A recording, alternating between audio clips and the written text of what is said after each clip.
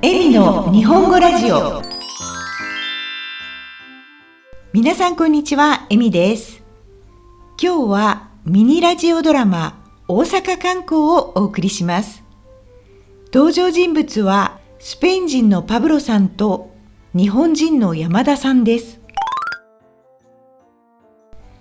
パブロさんは日本を旅行しています。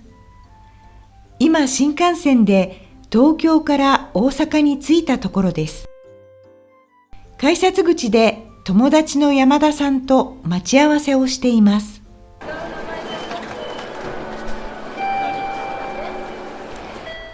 パブロさん。山田さん、こんにちは。こんにちは、お久しぶりです。ようこそ大阪へ。新幹線の旅はどうでしたか？ありがとうございます。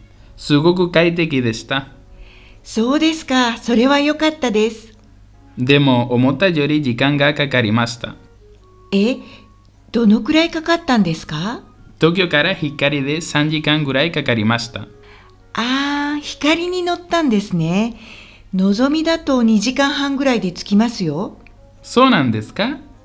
でも光の方が安かったんで。列車の中で寝なかったんですか？はい、隣の人のいびきがうるさかったんで。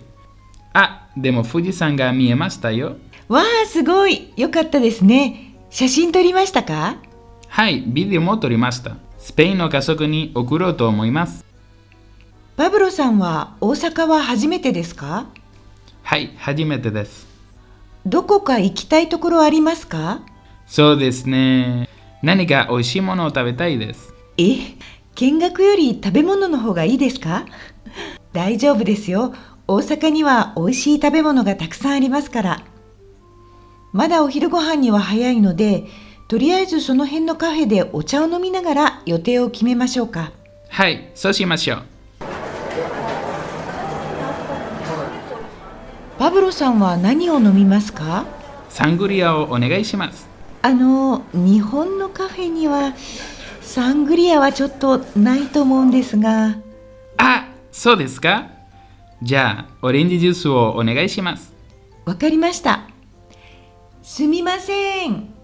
オレンジジュースとアイスコーヒーをお願いします。さあ、それではどこを観光するか決めましょうか。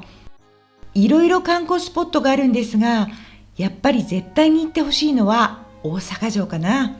どうですか？お城に興味がありますか？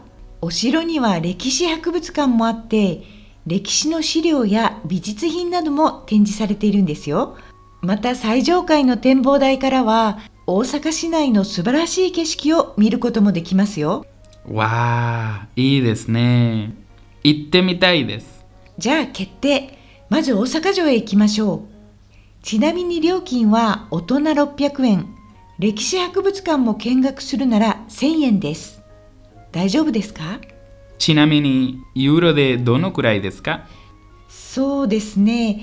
今のレートだと 4.5 ユーロぐらい？博物館に入るなら 7.5 ユーロぐらいだと思います。なるほど。メスキタより安いですね。お城の周りには大阪城公園という広い公園があるので散歩もできますよ。へえ、大きさはどのくらいなんですか？ 105.6 ヘクタールです。約300本の桜がある庭園やコンサートホール、スポーツ施設などもあるんです。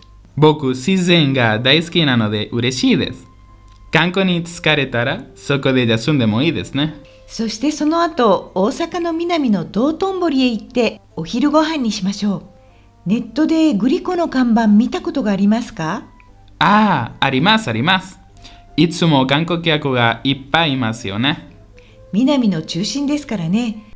いろいろなお店やレストランなどもたくさんあるので、美味しいものを食べましょ大阪の名物といえば何ですか？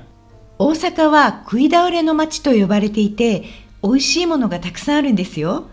中でも有名なのはやっぱりたこ焼き、そしてお好み焼きです。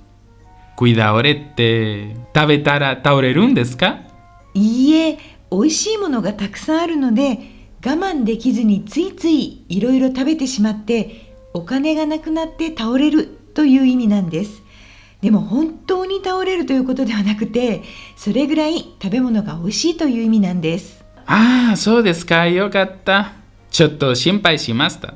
僕、お好み焼きが大好きなんです。本当ですか？じゃあお昼はお好み焼きにしましょう。